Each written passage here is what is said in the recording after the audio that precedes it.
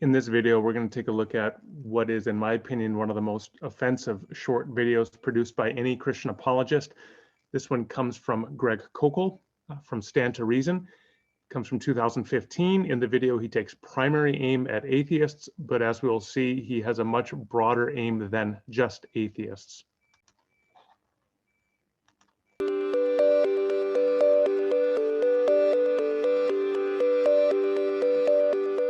This question is simple.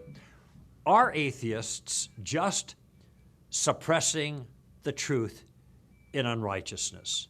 And this is a phrase that comes from Romans 1, and to be honest with you, my first response was, no duh. Yes. Why would I say that? Read Romans 1, verse 16 and following, and it's straight ahead clear. What Paul says is that the evidence of God is clear to everyone, having been seen through what has been made. So you look around the world, natural revelation, general revelation, and you realize something is going on that's greater than us. And the thing that's going on is God's activity evident to everyone. All right, this is classic proof texting. So you note that how Koukl says, well, it's no duh. Of course, atheists are sinfully suppressing the truth and unrighteousness because look at Romans 1:16 and following. Let's follow that same logic. Let's say that a man divorces his wife and then remarries, and he divorces his wife for a reason other than sexual immorality. However, the other reason, let's say, for example, is that he discovered that his wife was a serial killer and that she was, in fact, killing people and burying the bodies in the basement of their house. Then we read Jesus' words in Matthew 19, verse 9. I tell you that anyone who divorces his wife, except for sexual immorality, and marries another woman, commits adultery. So is that man now in adultery because he divorced his serial killer wife and married another woman? No duh. It's just that simple. But in fact, what happens when you move from proof texting to engaging in a hermeneutical spiral in which you're interacting with the text in lived reality and seeking a reflective equilibrium that seeks to understand how to interpret that text in light of the complexities of daily life, you often have to move beyond no duh to maybe some things are a little bit more complicated than they appeared at first blush. So while Jesus specifically refers to sexual immorality, or in Greek porneia, maybe in fact, we should think that there is a broader grounds under which one can legitimately divorce a spouse and remarry, such as being a serial killer, perhaps. I mean, I don't think it's too much to say that maybe Jesus didn't in that moment anticipate every single possibility. And so, I mean, consider what would happen if you simply took the no duh approach to Matthew 19:9.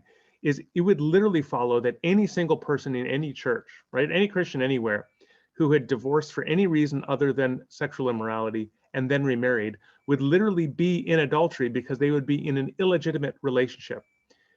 And if that's the case, then they were never married. So, example, picture a man who marries a woman in the early 20s, and then they divorce, not for sexual immorality, but they're just grossly incompatible with one another. He marries another woman 3 years later. They have kids, raise 4 healthy kids, have a loving family. And then he starts going to church when he's 55, 30 years later. And the pastor tells him, well, according to Matthew 19:9, you actually never were married the second time. You were simply in an illicit, adulterous relationship. The only possible marriage open to you is the first marriage with that woman with whom you were grossly incompatible. Is it really just that simple that this guy was never in a marriage in the second case, he was just in adultery? I think there comes a point where you're going to say, no duh, just doesn't quite cut it anymore. So the question is whether Koukl's just straightforward reading of Romans 1:16 and following to say that, yeah, of course, atheists are sinfully suppressing the truth and unrighteousness. Is it really just that simple? No duh. Or is there, in fact, something more going on here? Well, let's give Koukl the floor once again.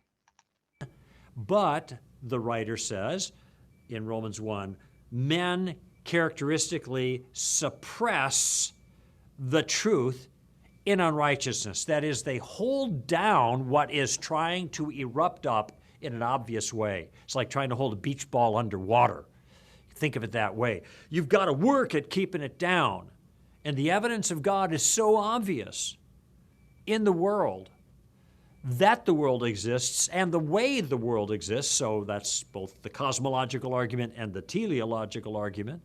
That a person has to be denying the obvious, aggressively pushing down the evidence to turn his head the other way in order to deny the existence of God. This is extraordinary on at least two levels.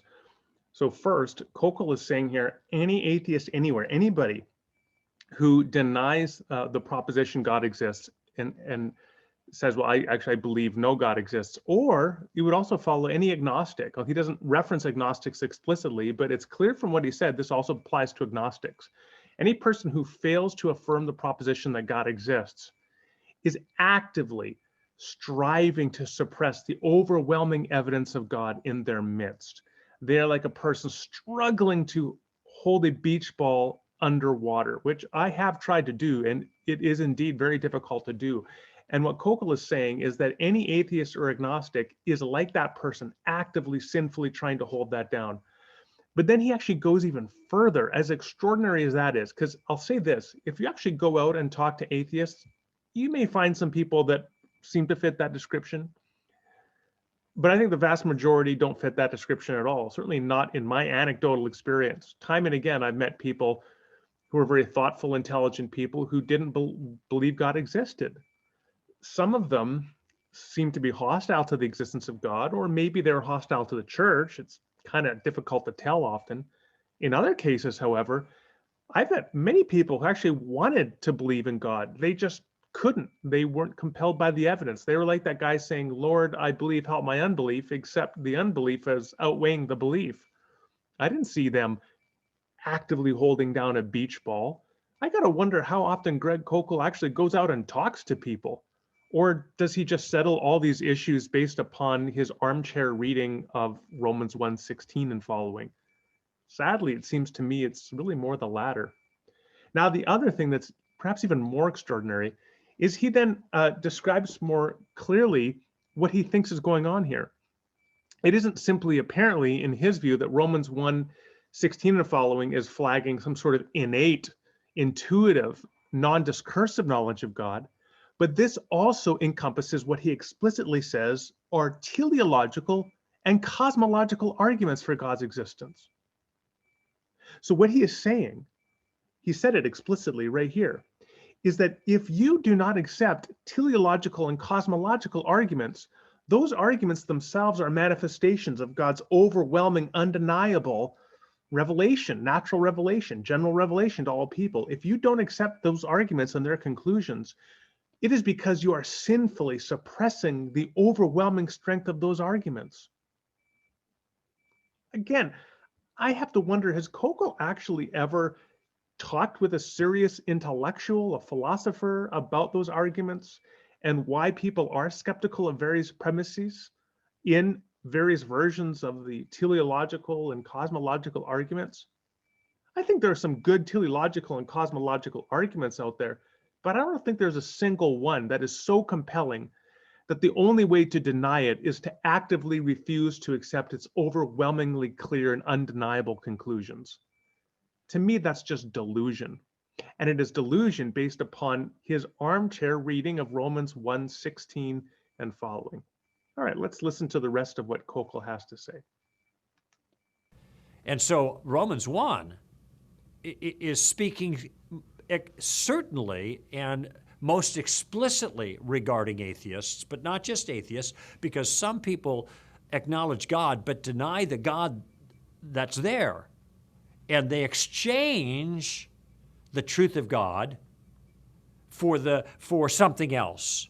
And instead of worshiping Him, they worship creatures and crawling things and other human beings instead of the one who is blessed forever, as Paul puts it there. Okay, so I don't know anybody who worships crawling things today, at least. I'm not sure what that would look like.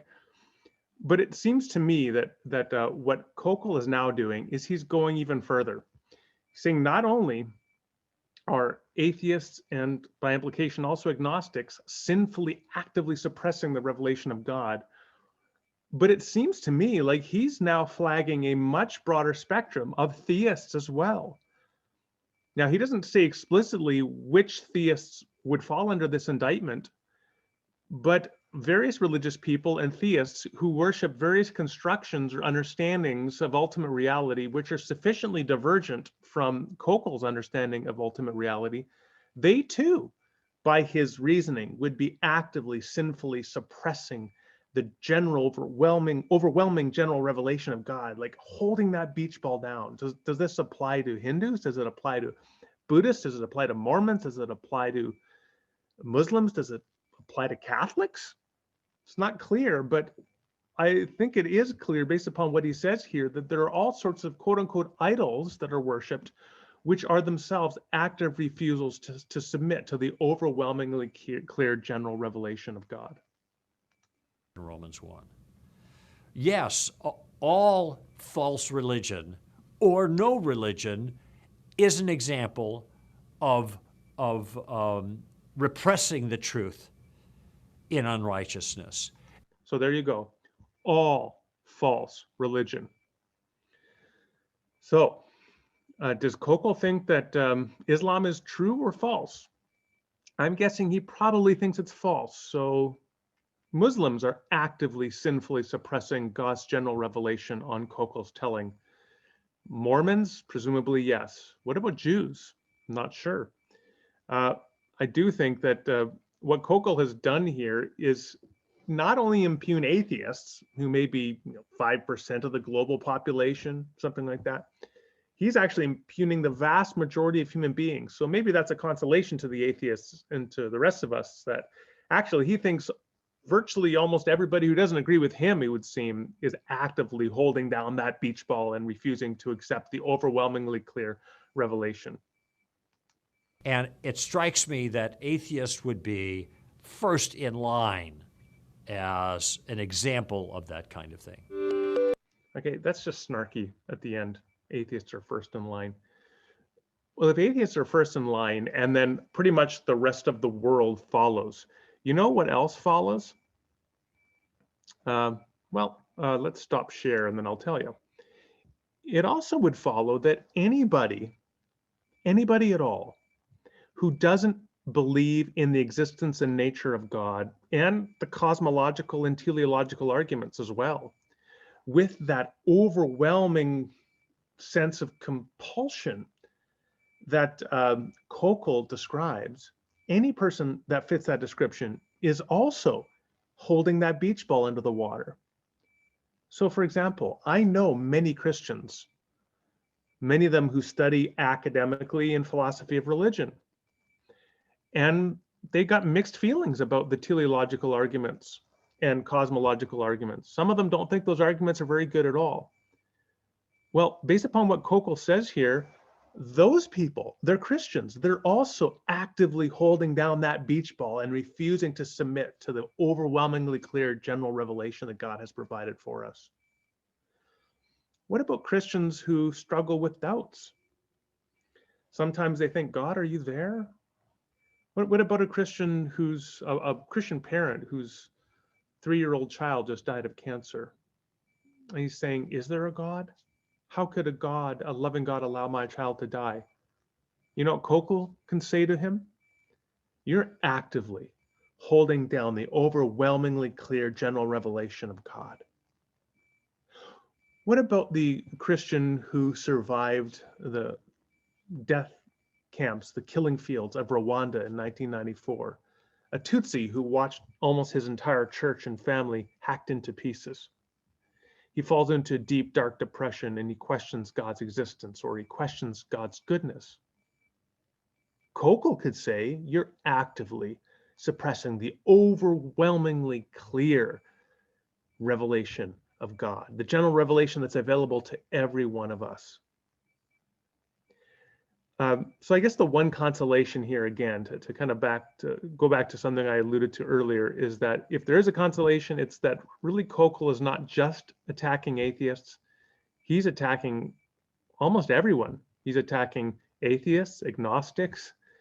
He's attacking all quote unquote false religion. And he's attacking by implication every Christian who not only fails to accept the full range of cosmological and teleological arguments, I guess, but also every Christian who ever has any doubts or questions, whoever struggles to have that maximal conviction that Greg Koukl describes. I will say this, it must be nice to live in your apologetic ivory tower where you don't actually have to get out and talk to atheists, agnostics, people of quote unquote false religion, and Christians who struggle with doubt. And instead, you can simply read Romans 1:16 and following, and based upon whatever your reading happens to be, you can conclude that every person who doesn't agree with you is actively suppressing the truth in unrighteousness.